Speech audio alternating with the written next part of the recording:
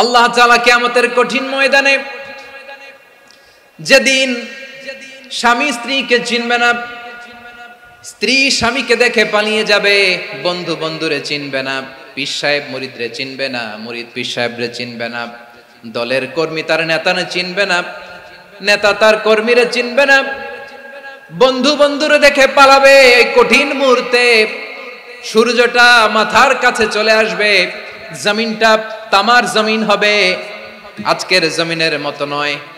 মানুষ ঘর্মাক্ত, ক্লান্ত, শ্রান্ত মাথার মগজগুলো কানের ছিদ্র আর নাকের ছিদ্র দিয়ে বেয়ে বেয়ে পড়বে। বিশ্বনবী ফরমান, ময়দানে 7 শ্রেণীর ব্যক্তিকে রব্বুল আলামিন তার আরশের নিচে ছায়া দিবেন।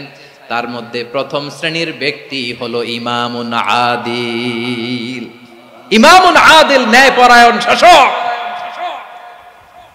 যে ইনসাফের সাথে বিচার করে, যে জাস্টিস সমাজে সার্ভ করে, যে সুশাসন নিশ্চিত করে, ওই ইমামুন আদিল। আদিল শব্দটা বুঝছেন না? ইন্নাল্লাহা ইয়া'মুরু বিল আদল, পাইছেন? আদিল। 7 শ্রেণীর ব্যক্তিকে আল্লাহ তাআলা সুশীতল আরশের নিচে ছায়া দিবেন, যেদিন তার দেয়া ছায়া ছাড়া কোনো ছায়া থাকবে না। এর প্রথম হচ্ছে ইমামুন আদিল, ন্যায়পরায়ণ শাসক। চিল্লায় বলেন সুবহানাল্লাহ।